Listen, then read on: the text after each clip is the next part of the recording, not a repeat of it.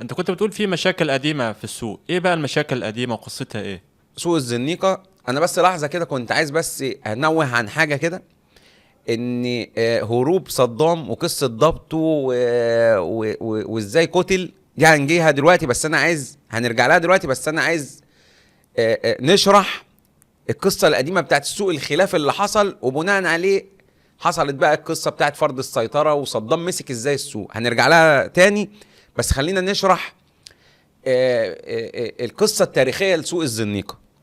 سوق الزنيقة نشأ في السبعينيات. 4 عائلات اللي هم العائلات الكبار، البيوت الكبار اللي هم في قرية أبو دياب شرق. في بيت اسمه بيت النقر اللي هو منه صدام. هو صدام اسمه صدام محمد بسيوني النجر باللغة الصعيدية، اللي هو بيت النقر. وبيت القاضي اللي هو بيت القاضي، وبيت السيد، وبيت دياب. بيت دياب ده اللي هو البراهمة، اللي هو البراهمي.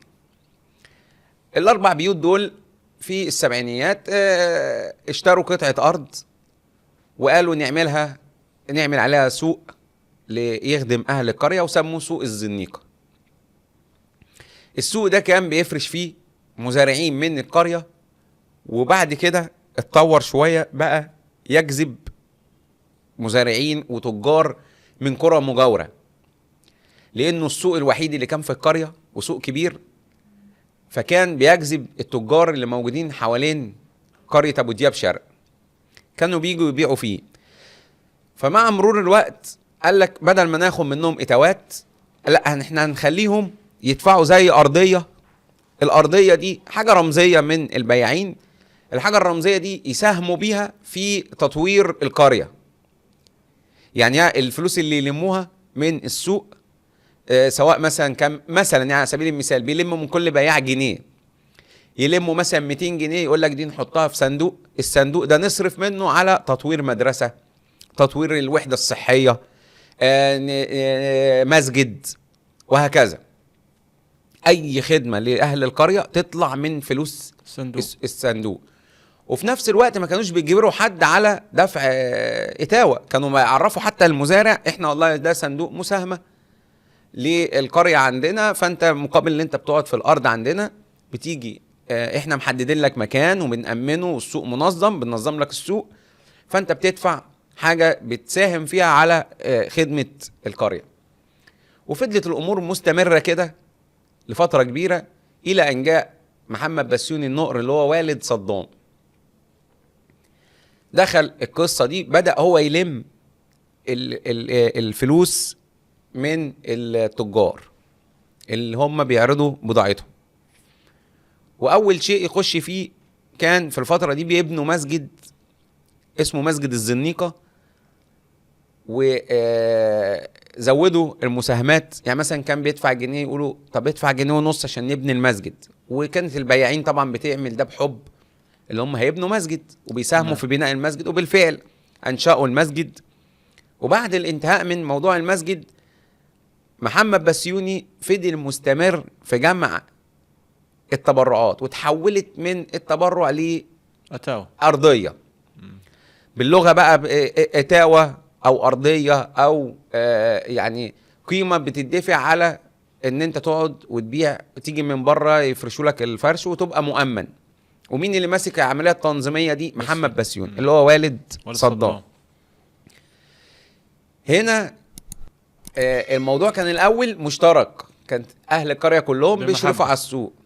لما بقى محمد بسيوني بس اللي هو والد صدام، الغيره بقى اشتغلت عند عائلات تانية، وابتدى البراهمي يقولوا احنا كمان ما نشرف على السوق. وكل الفكره ايه؟ الزعامه على السوق. يعني هي كل الموضوع كله مين اللي ماسك السوق؟ اللي ماسك السوق ده يعني كأنه ايه بالبلدي كده متصيد في البلد، ده راجل ماسك السوق، ده اللي بيلم الأتاوة من السوق. على الرغم ان البراهمي هم ليهم نشاطات تانية وقصة تانية برضو ومعروفين وعيلة وبيت كبير. حصل خلافات ما بين البراهمي وما بين بسيوني محمد بسيوني اللي هو والد صدام. الخلافات دي تحصل فيها اطلاق نار، خلافات قديمة في السبعينات الثمانينات. وتتطور الامور لاشتباكات مسلحه تتدخل فيها الشرطه تفضها.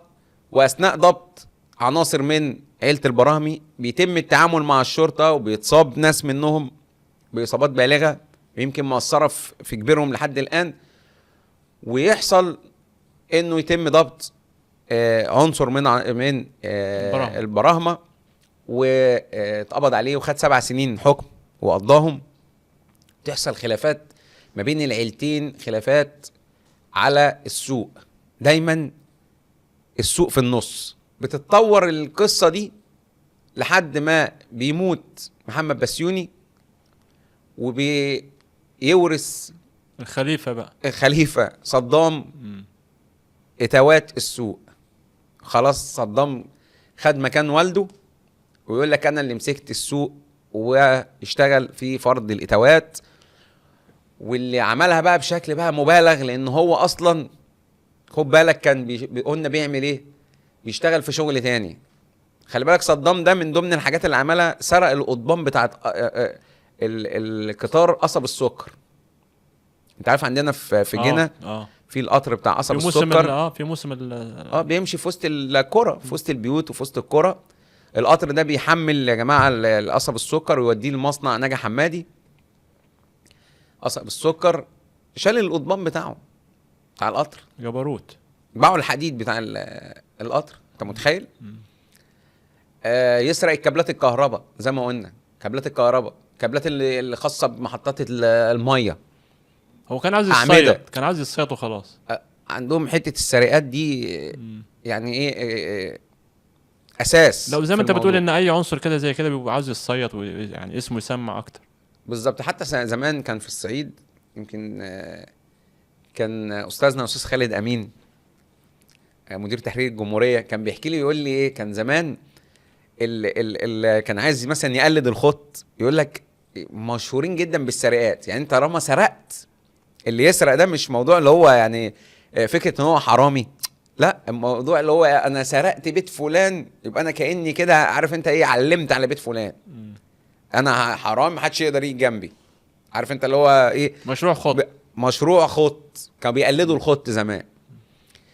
فصدام كان ماشي في نفس النهج، راح استلم بقى السوق مكان والده بطريقه بقى بيتعامل المعامله اللي هي الجافه، وفي نفس الوقت مين باصص له في الموضوع بتاع السوق؟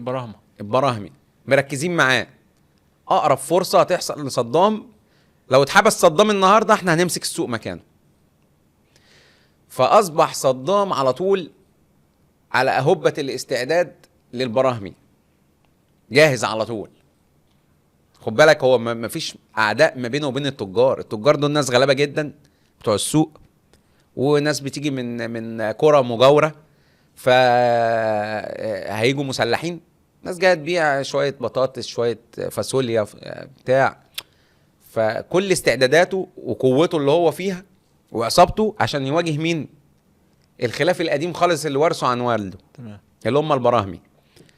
وده اللي حصل جوه سوق الزنيقه يوم 18 اغسطس. هم دول اللي جم، الاثنين اللي جم على المكنه وجروا شكله. وهو في نفس الوقت كان زي ما احنا قلنا في اول الحلقه كان بيفرض السيطره. وقع في الاثنين اللي هم ازاي تعمل كده، احنا مش زينا، مش زي البياعين. صح. ما خد بالك بقى، ما احنا هنا بقى، لا احنا هنا بقى اولاد البلد، الند بالند بقى، الند بالند. ويحصل الاشتباك اللي احنا قلنا عليه وضرب النار، واللي وصل لضبط الثلاثه دول. والاخ صدام هرب لقريه ابو حزام. هنرجع بقى لهروب صدام وازاي تم محاصرته، وخد بالك ازاي اتعامل مع الشرطه. والفيديو اللي ظهر بتاع كان بيرقص، اخر فيديو ليه، فيديو هو كان بيرقص بالعصايه. ده خطير ده. وسمعني احلى سلام لامريكي، امريكا لازم امريكا. سمعني احلى سلام لامريكي. وبعديها كان ده سلام الوداع. وخد بالك اسمه صدام وبيحيي امريكا، مش عارف، حاجه متناقضه يعني. الله يرحمه يعني، مش عارف ازاي يعني، فاهم.